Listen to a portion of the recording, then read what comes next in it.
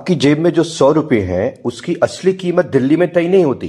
ये तय होती है वॉशिंगटन में डॉलर की ताकत से। हर बार जब अमेरिका कोई बड़ा फैसला करता है, डॉलर मजबूत होता है और उसी समय आपका रुपया कमजोर हो जाता है और इसका सीधा असर आपके घर पर पड़ता है। पेट्रोल महंगा, डीजल महंगा और हर रोज की जिंदगी महंगी। ये कोई थ्योरी नहीं है, ये भारत और डॉलर के बीच का वो रिश्ता है जो दशकों से आपकी जेब पे असर डाल रहा है। और जब भारत ने इस रिश्ते को तोड़ने की कोशिश की, खासकर रूस के साथ, तो क्या हुआ, यही आज की कहानी है। भारत हर साल भारी मात्रा में तेल इंपोर्ट करता है। फाइनेंशियल ईयर 2024 में यह बिल लगभग 96 बिलियन डॉलर था, यानी करीब 8 लाख करोड़ रुपए सिर्फ तेल के लिए खर्च हुए और यह पैसा सीधे डॉलर में जाता है। हर महीने भारत की बड़ी तेल कंपनियां अरबों डॉलर खरीदती हैं, सिर्फ इसलिए ताकि वो तेल खरीद सके। भारत अपनी जरूरत का करीब 85% तेल आयात करता है और दुनिया में तेल सिर्फ डॉलर में बिकता है। इसका मतलब है कि हर बार तेल खरीदने से पहले रुपया डॉलर में बदला जाता है और यहीं से समस्या शुरू होती है। अगर डॉलर महंगा हुआ तो वही तेल भारत के लिए और महंगा हो जाता है। रुपया गिरता है और आपकी लागत बढ़ती है। 1 रुपये की गिरावट से पेट्रोल की कीमत पर सीधा असर पड़ता है। यह आपका और डॉलर का सीधा कनेक्शन है। अब सवाल उठता है कि भारत रुपये में तेल क्यों नहीं खरीद सकता। इसके पीछे एक बड़ा कारण है और कारण है करेंसी कन्वर्टिबिलिटी का, यानी कोई करेंसी कितनी आसानी से दुनिया में इस्तेमाल हो सकती है। 1994 में भारत ने रुपये को ट्रेड के लिए कन्वर्टिबल बनाया, लेकिन इन्वेस्टमेंट, लोन्स, फाइनेंशियल एसेट्स के लिए यह पूरी तरह खुला नहीं है। सरकार और आरबीआई ने यह जानबूझकर किया है क्योंकि पूरी तरह खुलने पर बड़ा जोखिम हो सकता है। अगर रुपया पूरी तरह खुल जाए तो कोई भी कभी भी अपना सारा पैसा इंडिया से बाहर ले जा सकता है। इससे अर्थव्यवस्था अस्थिर हो सकती है। 1991 में भारत ने यही संकट देखा था। विदेशी मुद्रा यानी कि फॉरेक्स की कमी इतनी थी कि सोना गिरवी रखना पड़ा था। उसके बाद से आरबीआई बहुत सावधानी से आगे बढ़ा है। इसी कारण रुपया आज भी सीमित मुद्रा यानी कि रेस्ट्रिक्टेड करेंसी है। दुनिया के ज्यादातर देश रुपये को होल्ड नहीं करना चाहते क्योंकि इससे वो ज्यादा व्यापार नहीं कर सकते। भारत का ग्लोबल एक्सपोर्ट शेयर सिर्फ 2% है, इसलिए रुपये की मांग सीमित रहती है। यही कारण है कि डॉलर तो हर जगह चलता है, लेकिन रुपया सिर्फ भारत तक सीमित रह जाता है।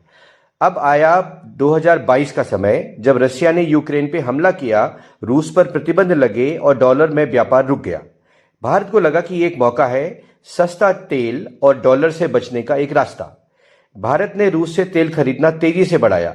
कुछ ही समय में ये एक बड़ा हिस्सा बन गया।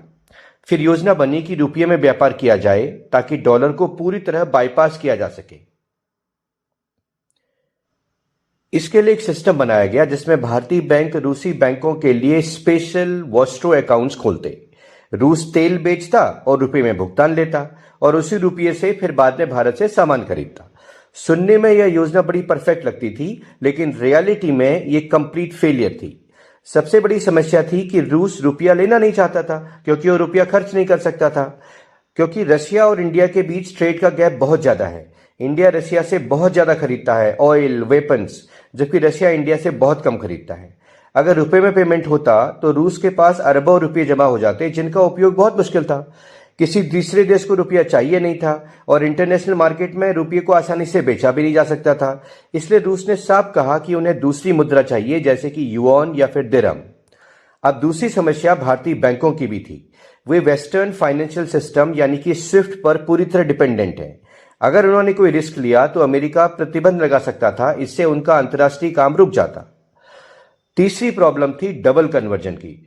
अब रुपया और रूबल दोनों पार्शियली कन्वर्टिबल है, इनके बीच में डायरेक्ट एक्सचेंज रेट पॉसिबल नहीं है। इसलिए भुगतान के लिए बीच में डॉलर का इस्तेमाल करना पड़ता है, जिससे लागत और जोखिम दोनों बढ़ जाता है। आखिरकार 2023 में यह प्रयोग रुक गया। दोनों देशों ने रुपये में व्यापार की कोशिश को बंद कर दिया। इसका मतलब साफ है, भारत अभी भी तेल के लिए डॉलर पर डिपेंडेंट है। जब रुपया गिरता है तो तेल महंगा होता है और फिर हर चीज की कीमत बढ़ जाती है। इससे महंगाई बढ़ती है, ब्याज दरें बढ़ती हैं और आपकी ईएमआई भी बढ़ जाती है। ये सब कुछ एक अदृश्य लागत है जो हर भारतीय रोज चुकाता है। भारत का व्यापार घाटा यानी कि करेंट अकाउंट डेफिसिट भी बढ़ता है क्योंकि इंपोर्ट ज्यादा है और एक्सपोर्ट कम है। इस डेफिसिट को कम करने के लिए फॉरेन इन्वेस्टर्स का पैसा चाहिए, एफडीआई चाहिए, एफआईआई चाहिए, और वो भी डॉलर में आते हैं। इसका मतलब है कि भारत की अर्थव्यवस्था गहराई से डॉलर पर निर्भर है। अब सवाल उठता है कि क्या इससे बाहर निकला जा सकता है? इसके लिए पहला कदम है रुपये को फुल्ली कन्वर्टेबल बनाना ताकि दुनिया इसे स्वीकार करे। दूसरा कदम है इंडिया का एक्सपोर्ट बढ़ाना ताकि दूसरे देशों को रुपये की जरूरत महसूस हो। और तीसरा कदम है ऑल्टरनेटिव्स बनाना, जैसे कि अन्य देशों के साथ डायरेक्ट सेटलमेंट। अब भारत इस दिशा में कुछ प्रयास तो कर रहा है, लेकिन ये अभी अभी एक बिगनिंग ही है। असली डिफरेंस तब आएगा जब रुपया ग्लोबल लेवल पर स्ट्रांग होगा। तब तक यही स्थिति जारी रहेगी और डॉलर का प्रभाव बना रहेगा। और यही है डॉलर का असली टैक्स, जो हर इंडियन हर दिन चुकाता है बिना जाने। और जब तक रुपया मजबूत नहीं होगा, ये टैक्स खत्म नहीं होगा। डॉलर वॉर्स की अगली कहानी और भी गहरी है, जहां करेंसी और राजनीति का खेल और खतरनाक हो जाता है।